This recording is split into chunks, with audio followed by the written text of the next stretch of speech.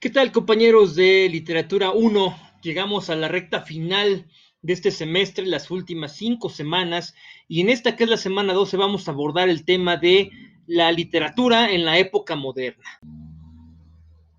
De acuerdo con la división clásica de la historia, la época moderna es el periodo comprendido entre la caída del Imperio Romano de Oriente, es decir, la toma de Constantinopla por los turcos otomanos que marcó el fin de la Edad Media, y la Revolución Francesa, que surgió en 1789.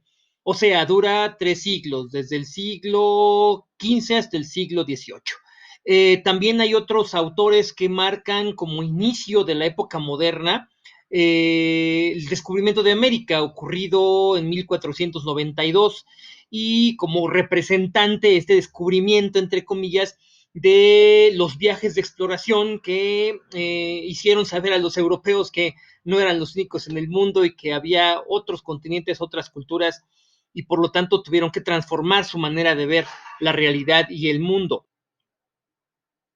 ¿Qué representa para la historia de la humanidad la época moderna? Representa el comienzo de la transformación del mundo para llegar a lo que hoy conocemos como nuestra realidad. Es decir, el mundo que hoy vivimos comenzó a transformarse para ser como es justamente en la edad moderna, gracias a 3 transformaciones fundamentales. Primero, el fin del antiguo régimen basado en el teocentrismo, ahorita vamos a explicar eso, el surgimiento de algo que denominamos los historiadores el nuevo régimen, basado en el antropocentrismo y fundamentado en las ideas de la ilustración, el pensamiento ilustrado. Y tercero, en lo económico, en lo político, en lo social y en lo cultural, el surgimiento de una nueva clase social que durante la edad moderna escalará posiciones para llegar al poder. Esta nueva clase social, que es la clase social en el poder actualmente, es la burguesía. ¿Qué es el antiguo régimen? El antiguo régimen es la forma, digamos, política, económica, social y cultural de organizar el mundo antes de la época moderna, que tuvo su periodo de mayor auge en la Edad Media. El antiguo régimen entiende el mundo como resultado de la construcción de una divinidad, es decir, es vertical. La divinidad manda cómo se hacen las cosas, y deposita su poder en 2 figuras importantes. O sea, Dios le da el poder al Papa, que es su representante en la tierra, y el Papa le otorga el poder al rey, al monarca, al soberano, que es el que tiene la soberanía, es decir, el derecho a gobernar, y es derecho divino, que quiere decir que si estás en contra del monarca, estás en contra no del rey nada más y del papa nada más, sino de Dios mismo. Ese es el antiguo régimen, y debajo del rey está toda una capa de nobles o de personas, digamos, que se encuentran en la cúpula de la pirámide social, que no trabajan, que no pagan impuestos, que son dueños de la tierra. Y por ser dueños de la tierra, digamos que son protegidos y protegen de la misma manera al rey. Y debajo de esa capa está todo el pueblo, los campesinos y los artesanos, que son los que deben trabajar, los que deben de pagar impuestos y son los que deben de sostener el sistema tal como está. Y estas capas son estamentales, es decir, no hay movilidad social. Si naces campesino, te mueres campesino. Si naces artesano, te mueres artesano. Si naces noble, con un título nobiliario, o sea, un apellido, con la protección de la nobleza, de la corte real y con tierras, aunque digamos, pase cualquier cosa, no lo vas a perder. No puedes subir ni bajar en la escala social. Ese es el antiguo régimen, que se entiende que el poder es inamovible, viene de Dios, se deposita en el Papa y en el Rey, y de ahí para abajo, y nada puede mover esto, a menos que estés en contra de Dios, claro. Como podemos percatarnos, entonces, el antiguo régimen es profundamente teocentrista. Dios está en el centro de todo, alrededor de Dios, que es el eje que sostiene al mundo, se mueve todo lo demás. Entonces, estar en contra del sistema, como ya lo habíamos mencionado, es estar en contra de ese eje, el eje divino. Ajá. En cambio, justamente con la actuación de una clase social emergente en la época moderna y con los descubrimientos geográficos que van surgiendo en esta época, como el descubrimiento de América, como el descubrimiento, digamos, paulatino que se tiene de las costas de África, como el conocimiento de otras culturas, como, digamos, la reafirmación de que la Tierra no es plana, como se decía de alguna manera en la Edad Media, con toda esta revolución, todos estos cambios que están sucediendo en la sociedad y en el mundo, digamos que la clase que está orquestando estos cambios, que es la burguesía, que son un conjunto de comerciantes, que son un conjunto de personas libres que no dependen de ningún señor feudal, que viven fuera de los feudos, que han conformado sus propias ciudades, primero como villas y después como burgos, ya con protección, con seguridad, que se autogobiernan, que tienen dinero porque ese dinero lo obtienen de la venta de mercancías, que comienzan a tener más recursos que los señores feudales y que les empieza a importar cada vez menos que los señores feudales tengan un título nobiliario porque ellos tienen dinero. Ellos comienzan a preguntarse, precisamente que son este motor de cambio, comienzan a preguntarse si de veras el sistema está bien como está, si de veras el señor feudal, el rey, la nobleza tiene la razón solamente porque Dios dice que tiene la razón.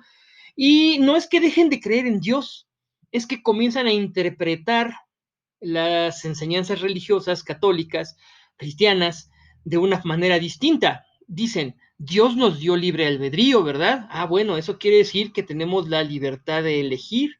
Y si tenemos la libertad de elegir, entonces podríamos decidir que ese monarca que está ahí no está trabajando bien y entonces poder destituirlo. Podríamos elegir un nuevo monarca, podríamos elegir nuestra forma de vida, de entrada podemos lograr tener en nuestras manos nuestro destino. Si yo nací campesino, pobre y trabajo, puedo llegar a ocupar puestos más altos en la sociedad. No tengo que conformarme con el sistema como está. Obviamente, los estamentos del antiguo régimen decían que esto era imposible, que esto era atentar en contra de Dios, en contra del estamento, de lo establecido, pero los burgueses lo comenzaron a hacer y comenzaron a crear una serie de ideas que van a ser, digamos, la apertura de algo que se conformará a lo largo de los siglos, sobre todo en el siglo XVIII, y que se denomina pensamiento ilustrado.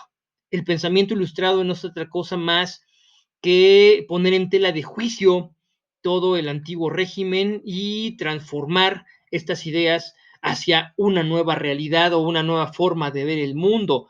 Para empezar, la soberanía, es decir, el derecho a gobernar, ¿radica en Dios y Dios se la da al monarca o radica en el pueblo? Y entonces el pueblo puede decidir quién va a gobernarlo, quién va a representarlo. Este es un cambio fundamental y es profundamente antropocéntrico, es decir, dejamos de tener a Dios en el centro del mundo y ponemos al ser humano en el centro del mundo. No quiere decir que el ser humano deje de creer en Dios, quiere decir que el ser humano sabe que Dios es el origen, el principio y el fin de todo, pero lo que hay en medio entre el principio y el fin es una cuestión humana, y esa cuestión humana la decidimos los seres humanos. Nosotros tenemos, digamos, nuestro destino en nuestras propias manos. Esa es una revolución fabulosa. Y entonces el pensamiento ilustrado trae consigo todas estas ideas revolucionarias que podríamos, digamos, concentrar en tres aspectos fundamentales. El primero, que ya dije, el de la soberanía. ¿Quién tiene derecho a gobernar? ¿El pueblo? Y el pueblo elegir quién lo va a representar, o Dios, a través de sus representantes en la tierra, ¿no? El segundo elemento importante es la cuestión de la división de poderes. ¿Verdaderamente el poder está bien en manos de una sola persona? Y si esta persona no es apta, y si esta persona no sabe, entonces, ¿cómo puede el poder o el gobierno distribuirse, ejecutarse de una mejor manera? Pues muy fácil, hay que dividir los poderes. tiene que haber un poder con representación popular que haga las leyes, que haga una carta magna, un acuerdo, una constitución, que todos obedezcan. Y este es un poder legislativo y tiene representación de todo el pueblo, no nada más de los estamentos altos de la sociedad, no solamente los nobles, no solamente los ricos, todos. Ese es el poder legislativo. Tiene que haber un poder ejecutivo que lleve a cabo, que ejecute la ley tal cual está establecida en esta Constitución, y tiene que haber un poder judicial que castigue a todo aquel que no cumpla con la ley, sin importar la clase social a la que pertenezcas o a la que te adscribas. Ese es el segundo gran cambio del pensamiento ilustrado. El tercero tiene que ver con la igualdad entre los hombres. El antiguo régimen decía, no, no, no, de nacimiento no somos iguales. Yo soy noble, tú eres plebeyo, ¿verdad? O tú eres siervo. No, no, no. Si todos somos iguales a los ojos de Dios, fíjate cómo utilizan la religión a su favor también. Si todos somos iguales a los ojos de Dios, si todos nacemos iguales y todos somos hijos de Dios, por lo tanto todos somos hermanos. Y si todos somos iguales en la ley divina, que es la más importante, como se dice en el antiguo régimen, entonces, ¿por qué las leyes humanas tienen que ser desiguales? ¿Verdad? Entonces, aquí ya tenemos dos principios fundamentales que después se usarán en la Revolución Francesa: la igualdad, la fraternidad, y por lo tanto, si todos somos iguales y hermanos, todos somos libres de controlar nuestra vida. Libertad, igualdad, fraternidad. Este será el lema que utilizarán los burgueses en lucha en la Revolución Francesa de 1789, que será el inicio de las revoluciones burguesas que van a llevar a esta nueva clase social al poder, ya al capitalismo, que es la forma económica creada por los burgueses, a convertirse en la forma económica reinante en el mundo, la forma vigente en el mundo, la forma de relación económica que estamos viviendo todavía en la actualidad. Y pues bueno, ahí están las transformaciones fundamentales de la época moderna que decantarán, como ya dije, en lo que somos actualmente en la edad contemporánea. Y como ya hemos dicho que no hay texto sin contexto, es decir, no podemos entender la literatura, lo que se escribe, lo que se divulga, si no entendemos el contexto en el que ocurre, pues de esta manera podemos entender cuál va a ser el cambio de la literatura medieval, sus temas, sus estilos, sus personajes, sus formas preponderantes, a la literatura moderna, en donde ya hay otros temas, otros estilos, que van más de acuerdo con esto que acabamos de decir, con esta ruptura, con esta búsqueda de revolución, de cambio, de transformación en la forma de pensar del ser humano, en colocar al ser humano en el centro del universo, el antropocentrismo que acabamos de decir, y todas las ideas del pensamiento ilustrado. Por primera vez habrá corrientes literarias, esta pugna entre el antiguo régimen y el nuevo régimen, que está luchando ahí, el antiguo régimen por permanecer y el nuevo régimen por revolucionar, se va a ver reflejada en la literatura, en las corrientes literarias que surgen en la modernidad y que van a continuar después en la época contemporánea. Por lo tanto, las corrientes literarias funcionan como una especie de péndulo que va a oscilar de un extremo a otro, de las corrientes más cercanas a la ideología del antiguo régimen, más idealistas, a las corrientes más cercanas a las ideas revolucionarias del nuevo régimen, más apegadas a lo material. Y pues bueno, esto se extenderá, como ya dije, hasta la época contemporánea, básicamente hasta las vanguardias que rompen con el péndulo que les estoy diciendo y que van a establecer una nueva forma de hacer literatura. Pero en este momento así funciona. La primera de las grandes corrientes literarias es una corriente de transición que se conoce como el Renacimiento. ¿Por qué Renacimiento?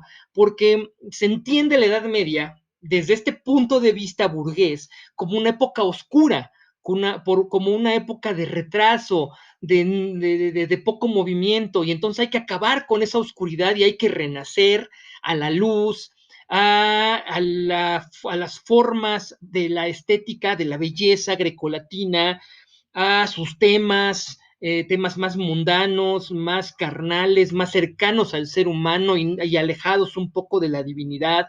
Y Renacimiento tendrá obras muy importantes en la literatura. En su antología tienen el ejemplo de El Canto Tercero del Infierno, de la Divina Comedia de Dante Alighieri. Léanlo porque lo voy a tratar en un video aparte. Y bueno, después viene la primera gran corriente de la modernidad, que son los siglos de oro. Siglo de oro que es, digamos, el pináculo de la literatura española e inglesa. Los siglos de oro corresponden al auge del imperio español en el mundo y al nacimiento, la simiente del imperio inglés, lo que será después el imperio inglés. El siglo de oro español, en su antología puse al gran poeta español Garcilaso de la Vega con un soneto llamado Estoy continuo en lágrimas bañado, que también trataré en un video aparte que subiré el día de mañana. Y finalmente, como ejemplo de la literatura del siglo de oro inglés, tengo al gran dramaturgo inglés, al creador del inglés moderno, digamos, a William Shakespeare. Ya hablaremos de él también en otro video. Y es un ejemplo de una obra de Shakespeare llamada Julio César. Y pues bueno, hasta aquí llega este video de la semana. Espero que lean sus textos y que vean los videos que voy a subir sobre estas obras para que puedan comprenderlas y preparar su examen. Nos vemos la próxima semana.